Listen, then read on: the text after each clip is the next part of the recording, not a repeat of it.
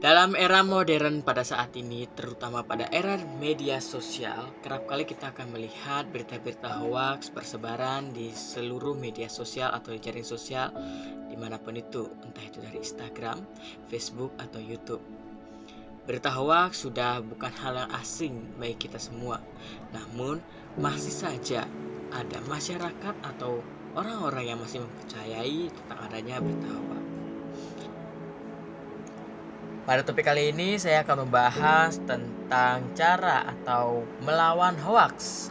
Melawan hoaks dan berpikir kritis dalam bermedia sosial. Seperti kita ketahui, dalam media sosial kita akan kerap kali menemukan yaitu tentang berita-berita hoaks yang bertebaran. Itu pun hampir setiap tahunnya selalu terjadi dan hampir setiap harinya ada berita-berita hoaks dan belum tentu ada kebenarannya.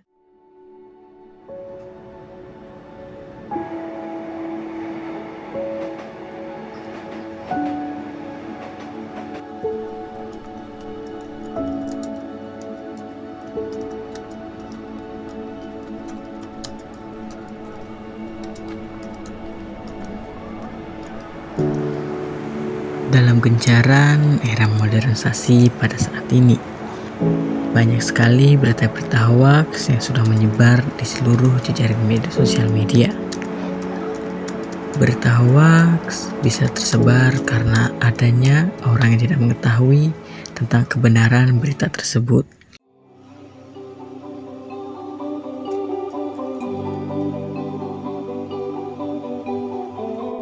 Berita hoaks amatlah sangat berbahaya bagi generasi penerus kita.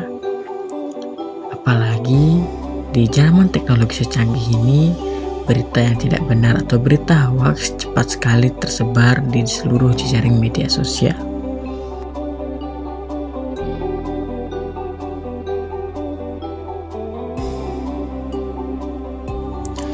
Dalam berita-berita saat ini, pentingnya kita mengetahui berita tersebut apakah fakta ataupun hoaks. Karena banyak sekali berita-berita yang sekarang ini itu tidak dengan kenyataannya atau tidak asli kenyataannya. Maka dari itu pentingnya kita melawan berita-berita hoaks yang sudah terjajah dalam media sosial pada saat ini.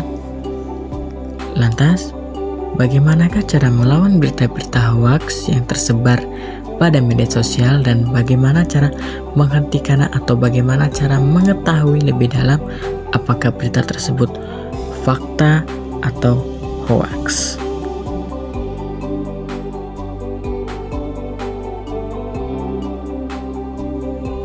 Yang pertama yaitu mencari kebenaran dan kredibilitas dalam berita tersebut. Nah, di mana dalam konteks ini mencangkup pentingnya penyebaran informasi yang benar dan akurat dalam media sosial, serta dapat memerangi penyebaran berita hoaks yang dapat merugikan suatu individu dan masyarakat. Yang kedua, kita bisa melakukan tentang evaluasi fakta dan bukti apakah berita tersebut dapat dipercayai atau tidak. Nah, dalam konteks ini, seseorang atau suatu individu dapat terbantu dalam mengevaluasi fakta dan bukti yang mendukung klaim atau informasi di media sosial dalam penyebaran informasi tersebut. Nah, di sini melibatkan kemampuan untuk mengidentifikasi berita tersebut yang tidak konsisten atau kekurangan bukti yang signifikan. Yang dimana kita harus menelaah, seperti saya katakan tadi, kita harus menelaah, mencerna apakah berita itu benar-benar terjadi atau tidak. Setelah itu kita olah data dan menyandingkan apakah berita tersebut bisa kita katakan hoax atau real. Setelah kita tadi berbicara bagaimana cara untuk melawan berita hoax, kita beralih ke bagaimana tips mengenali berita hoax tersebut. Mengenali berita hoax merupakan keterampilan penting di era digital pada masa saat ini.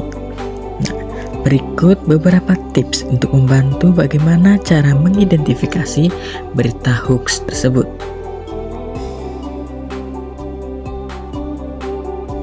Tips yang pertama, periksa sumber berita. Pastikan berita berasal dari sumber yang kredibel dan terpercaya. Situs berita yang sudah terkenal atau sudah dikenal dalam masyarakat dan dapat diakui lebih dapat dipercaya. Tips yang kedua, cek penulis berita tersebut. Lihat siapa penulis berita tersebut, apakah mereka memiliki reputasi yang baik dan kredensial yang tepat. Dan tips yang ketiga, tinjau tanggal publish atau tanggal penerbitan. Periksa tanggal publikasi berita. Berita lama yang diangkat kembali bisa menyesatkan konteksnya. Berikutnya, periksa fakta. Bandingkan informasi dengan sumber-sumber yang sudah terpercaya atau website berita yang sudah dipercaya. Yang terakhir, analisis konten. Berita hoax sering menggunakan judul sensasional atau mengejutkan untuk menarik perhatian masyarakat. Baiklah, itu tadi sedikit tips bagaimana cara mengenali berita hoax yang menyebar dan bagaimana cara melawan berita hoax di era sekarang ini. Sekarang kita beralih ke contoh kasus atau bagaimana cara menganalisis berita-berita hoax tersebut. Kita bisa mengambil sebuah contoh kasus, yaitu tentang vaksin COVID-19 yang mengandung microchip pelacak yang ditanamkan oleh pemerintah, dan itu adalah berita hoax. Jika kita lihat dalam berita tersebut, individu pasti mempertanyakan kebenaran atau klaim berita tersebut. Individu juga pasti akan mencari informasi dari sumber-sumber yang kredibel dan mempertimbangkan pengalaman pribadi mereka.